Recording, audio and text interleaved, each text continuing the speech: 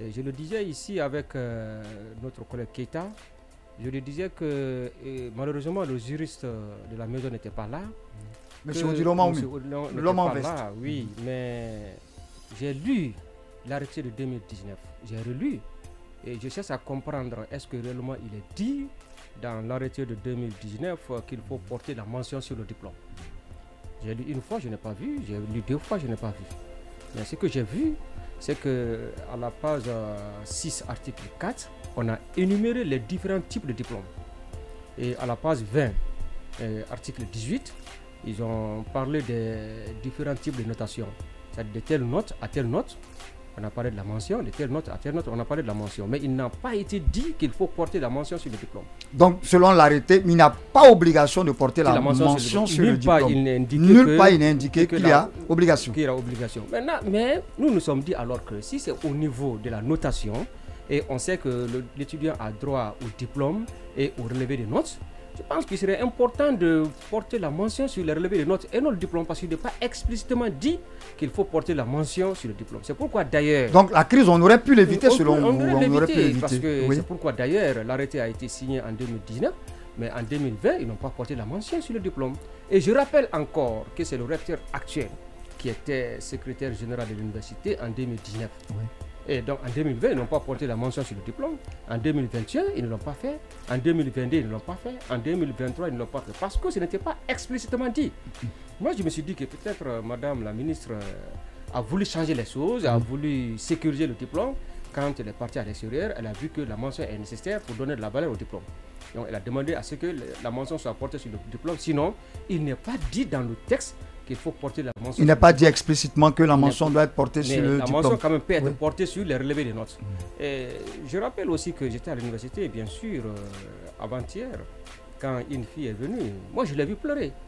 Et d'habitude, quand on vient pour prendre le diplôme, on rit. Normalement, parce que c'est la fin d'un parcours. Elle commençait à pleurer. Oui. Maintenant, je dis pourquoi. Elle dit que sur mon diplôme, j'ai vu la mention passable, alors que l'autre diplôme, c'était mention assez bien. Mais aujourd'hui, je me vois avec la mention passable. Elle dit que je suis condamné à mourir avec ce diplôme-là, où je reprends les études. Parce qu'il est explicitement dit que si l'étudiant a passable dans toutes les matières, il n'a pas droit au master. Ça, c'est clairement il ne peut pas faire les études post-universitaires. Les études post-universitaires. Dans ce cas, l'étudiant qui a passable, je pense qu'il est condamné à mourir avec ce diplôme parce qu'il ne pourra plus faire les études post-universitaires. Il faut qu'on revoie ce fait-là. Mais les encadrants, si vous me permettez l'expression, sont en train de revoir la situation. Le problème aussi peut se situer au niveau de la docimologie, c'est-à-dire au niveau de la notation. Nous sommes habitués à l'ancienne méthode.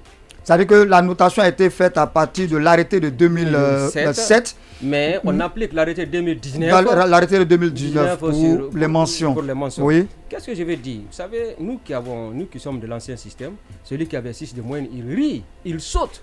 La plupart avaient souvent 5, 5,5, etc. Mais celui qui a 6 de moyenne dans une matière, mais lui, il est Dieu à notre temps. Mais actuellement, les étudiants veulent avoir 9 de moyenne. D'autres même veulent avoir 8 de moyenne. Celui qui a 7, il n'est pas content.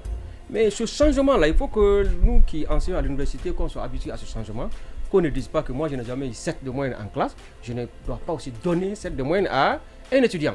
Ça veut dire que moi, j'interpelle nos collègues qui sont en situation de classe, nous ne devons plus nous fier à l'ancien système.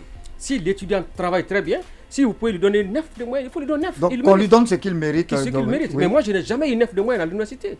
Je ne l'ai jamais eu. Mais cela ne veut pas dire que je ne vais pas donner 9 de moyenne à un étudiant aujourd'hui. Parce qu'à notre temps, la mention commençait par quoi? Avec l'arrêté de 2007, la mention commençait par excellent. Ensuite, on avait très bien, on avait bien et on avait enfin passable. Mais actuellement, la mention commence par très bien. Et je rappelle aussi, parce qu'il est bon de rappeler qu'à l'université de Somponia cette année, plus de 10 000 étudiants, personne n'a eu la mention très bien. Sur les 10 000 étudiants, personne n'a eu. L'histoire retiendra alors que session 2000, l'année académique 2023-2024, aucun étudiant de Somponia n'a eu la mention très bien. C'est comme si on avait produit des étudiants médiocres. L'histoire retiendra ça. À qui la faute? Est-ce au niveau des étudiants, les encadrants ou les professeurs? Il faut qu'on situe la responsabilité ou le système de notation. Donc, je me limite là, je donne la parole aux autres. Quand même, c'est un fait inquiétant qui nous interpelle tous. Voilà donc, merci monsieur Mvali Kondé pour ces réponses. Vous nous aidez à comprendre. Monsieur Odilon, vous voulez analyser l'aspect juridique de l'arrêté? Oui, l'analyse même doit aller au-delà de l'aspect juridique. Vous savez, c'est une question que nous débattions depuis plusieurs semaines. On l'a débattu depuis quelques mois. Et il est important de revenir sur certains facteurs qui ont prévalu à cette crise-là. La première des choses, c'est M. Vallée a terminé sa communication en se posant la question sur l'intérêt pour nous de situer, pour les autorités de situer la responsabilité. Et alors, moi je tiens encore une fois de plus à ce que le recteur de l'université de Sonfonia nous dise qui sont responsables de toute cette pagaille-là. Moi je peux vous donner, peux donner un début de réponse. C'est très important parce que ce qui est clair, il y a une loi quand même qui régit, il y a un arrêté, il y a un acte administratif qui régit un peu le système de notation dans nos universités. Et il y a une loi quand même qui régit les règles de délivrance des diplômes. Qu'est-ce qui doit figurer sur un diplôme? Alors, si ces règles ont été bypassées, il faut situer les responsabilités et sanctionner parce que ce manque de regard des autorités compétentes en la matière est en train de provoquer toute cette pagaille-là au sein de nos institutions d'enseignement supérieur. Première des choses.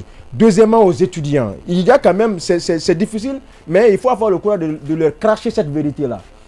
C'est la valeur intéressante qui est intéressante. Pas autre chose. On ne vient pas à l'université, on n'invente pas des notes. J'ai l'habitude de dire ça aux étudiants. On n'invente pas les notes. On présente à l'étudiant ici ce qu'est sa valeur intrinsèque. Par conséquent, je n'ai pas encore lu ce arrêté entièrement, mais en revenant sur quelques éléments de la communication tout à l'heure de M. Condé, quand il dit que dans l'arrêté, il n'est pas dit de porter la mention explicitement. Sur le diplôme. On a parlé du système de notation, de telle note à telle note. Donc on a un barème. On a un barème. Oui. C'est-à-dire que quand moi je note une copie, si je donne 7 à l'étudiant, il faut que j'apprécie la copie. Donc c'est ce qu'on dit. Mais on n'a pas dit sur le diplôme. On a dit système de notation. Ceci étant, je dirais en droit, on dit qu'il ne faut pas distinguer là où la loi n'a pas distingué. S'il est défendu de porter la mention sur le diplôme, cela ne devrait pas être fait. Mais par ricochet. Il faudrait que les étudiants sachent que dans le même arrêté, il y a le système de notation qui est bien défini et clarifié. Qui est spécifié, oui. Un système de notation tant littéraire que numérique. Par conséquent, on sait dans cet arrêt, à partir de cet arrêté-là, 5 de moyenne ou 5 comme moyenne dans une matière correspond à quoi? Mais attendez, il y a la note cumulative. Il faut pas. Ça dit que le problème. Non, je voudrais vous rappeler une chose. Non, je voudrais vous rappeler. Je vais vous aider. En fait, on est en train de dire les choses, mais différemment. Laissez-moi terminer après, vous pouvez réagir. Il faut que je le dise pour interpeller nos autorités. Aujourd'hui, plus de 95% des enseignants ne savent même pas comment on fait le calcul de la moyenne d'un étudiant. Plus de 95% des enseignants. Aucun enseignant ne peut te dire aujourd'hui, dites à un enseignant d'évaluer les notes d'une étudiante ou d'un étudiant. Il va lire, mais il ne pourra pas vous dire comment on est parvenu à la note finale. C'est tout un problème autour. Si par exemple, comme vous là, vous dites tout de suite là que la mention passable correspond à quoi? Vous pouvez voir un étudiant, il a 8, il a 7, comme ça. Mais il ne s'agit pas de la somme de ces notes-là. Ils ont leur calcul. Ils parlent de 4, de 0 à 4, de 1,7, c'est mention passable. De 1 à 2, 3, telle mention. Mais on ne sait pas comment ils parviennent à ça. Il n'y a pas de communication. L'étudiant lui-même ne sait pas quand est-ce qu'il a droit à la mention passable, quand est-ce qu'il a droit à la mention. Il y avait un déficit de communication dès le début en fait. Il faut toute une étude, il faut qu'on amène les étudiants à comprendre quand est-ce qu'il aura mention passable, quand est-ce qu'il aura mention très bien, etc. S'il n'y a pas cette communication, nous-mêmes qui sommes enseignants, nous ne comprenons pas. Donc il faut cette étude, cette communication au sein des différentes universités. C'est pourquoi les étudiants disent on a diminué nos notes. Mais effectivement, j'ai entendu beaucoup d'étudiants qui se plaignaient qu'on avait diminué les notes d'un candidat, d'un étudiant. Ils ont quel droit? C'est parce qu'il n'y a pas de communication, il n'y a pas d'information. Merci M. Vallée Condé, oui, allons-y. Voilà. Heureusement que M. Condé marche sur ma langue in fine. Moi, je voudrais dire quand même quelque chose. Il faut qu'on sache que chaque notation correspond à une mention. Voilà. Quand tu as eu 5 par exemple, en presse, ça correspond à une mention. Quand tu as eu 10 sur 10, ça correspond à une mention. Maintenant, sur la méconnaissance du système de calcul qui aboutit à la mention générale, je pense que là, il faut interpeller les autorités universitaires. Quand vous avez employé un enseignant à intervenir dans votre institution d'enseignement supérieur, il serait mieux que vous lui fassiez parvenir le document eh bien, pour qu'ils prennent connaissance. Et surtout la formation. Il a droit à la formation. On a par exemple aujourd'hui des spécialistes en docimologie, par exemple, mesures d'évaluation. À l'ISEC, par exemple. On peut les faire intervenir et aider ces enseignants à évaluer. Les journées d'accueil qui sont organisées dans les universités pour accueillir les nouveaux étudiants, je me pose la question, à quoi ça sert? À quoi ça sert, effectivement. Moi, en tout cas, j'ai travaillé durant quelques années dans une université de la place. Lorsque nous recevions les nouveaux étudiants, on leur informait sur le système de notation. Quand par exemple dans une matière tu as eu 5 comme moyenne générale, voici la conséquence. Lorsque tu as travaillé pour avoir 10 sur 10, voici aussi la bonne conséquence qui en suit. Donc je crois qu'il faut mettre à profit les journées d'accueil et d'intégration des nouveaux étudiants pour informer largement afin que ce type de malentendu n'arrive plus. Voilà. Donc voilà un peu mon regard sur la question. Monsieur Odilon Mami, je suis très content. Je vous sens revenir réellement. Vous nous avez vraiment manqué. Monsieur Mamadi Troa Konaté, votre regard par rapport à cette situation qui pour certains est injuste et qui pour certains est totalement justifiée. Voilà, parce que oui. Bon, moi je crois que je préfère le terme injuste parce que tout simplement, il n'y a pas eu de communication au préalable, comme l'a dit tout à l'heure mes prédécesseurs. Souvent, quand on parle de notation dans les universités, imaginez que quand on commence, c'est jusqu'à la fin de l'année, jusqu'à la fin du cursus universitaire, et surtout que le diplôme qui est obtenu, et le diplôme de licence, c'est surtout, on considère que c'est le diplôme le plus valeureux. Et si tel est le cas, alors on se rend compte que, en délivrant un tel diplôme, il faut tenir compte de la valeur intrinsèque de l'étudiant. Parce que tout simplement, c'est le diplôme-là qui doit aider. C'est la question. Non, oui, mais c'est ce diplôme-là qui doit aider. Ils n'ont pas le droit de se plaindre si ils ont le droit. C'est pourquoi les mentions qu'on leur a données. Oui, c'est pourquoi moi je parle de l'injustice par rapport à la conception de ces diplômes. On ne devrait pas aller dans ce sens-là parce que tout simplement, ce qu'on l'a dit, c'est l'ancien système. Ils veulent appliquer un nouveau système. On a noté selon le décret, l'arrêté de 2007. Et on a donné les mentions selon l'arrêté de 2019. Alors, c'est de là qu'il y a eu de l'injustice dans cette conception. Donc souvent, imaginez qu'un étudiant qui a fini les études et qu'il voit passable sur son diplôme. Et puis il y a un employeur aussi. Il y a un aspect quand même qu'il faut clarifier.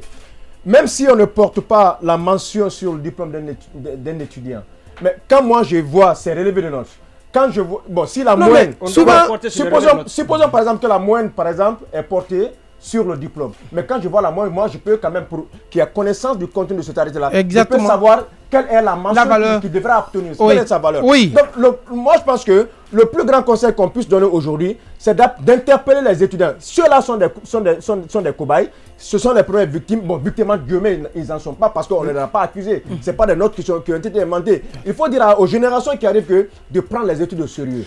5 équivaut à quelque chose. 10 également équivaut à quelque chose. Là où l'un a eu 10, il faut se dire que je peux aussi avoir 10. Donc se mettre au travail dès la première année pour qu'à la fin du cursus universitaire, qu'on n'ait pas les larmes aux yeux. Et donc que les futurs étudiants en soient largement informés. Et voilà, et je ne suis pas contre le fait que les étudiants devraient en tout cas faire le sérieux dans les études.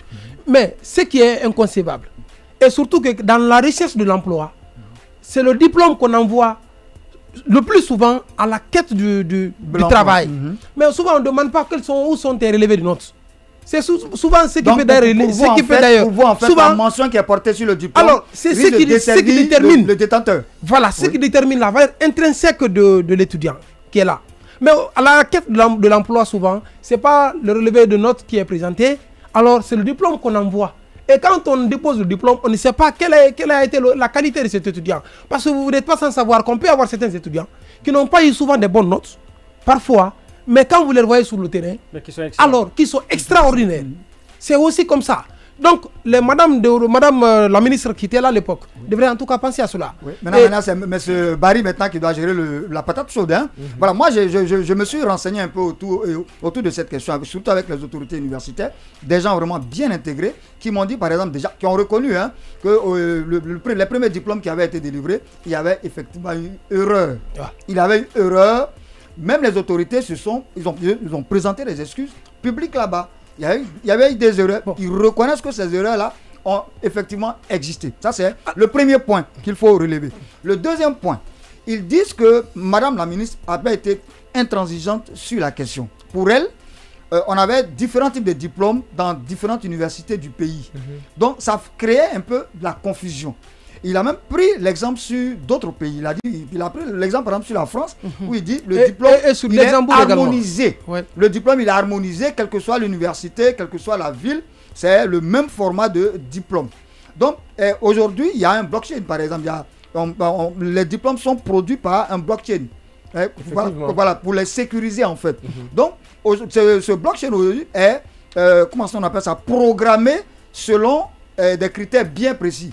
Donc, on ne peut pas délivrer des diplômes dont les critères diffèrent des critères du blockchain. Oui, ça, c'est un premier élément qu'il a relevé. Avant que tu continues, moi, je ne suis pas d'accord avec madame. S'il y a des innovations qu'elle avait voulu apporter relatives à la délivrance des diplômes, il y a quand même un travail en amont qui devait être fait. C'était d'adapter cette mutation au contenu de la loi. Oui. Ça ne lui servait à rien de demander à ce que l'arrêté soit modifié. Que dans dedans, qu'il ait aussi une communication. Ça, qu'il ait aussi une communication. On explique encore aussi aux étudiants que désormais le diplôme que vous devrez avoir. C'est comme si vous demandez à un président, avant de nommer quelqu'un par décret, il doit communiquer avec. Oui, mais ça pourra aussi aider les enfants, ça pourra aussi aider encore les étudiants. Ils disent encore que leurs notes aussi ont été diminuées. La deuxième information que j'ai reçue, il m'a fait savoir que tous les étudiants n'étaient pas en réalité victimes de cette situation.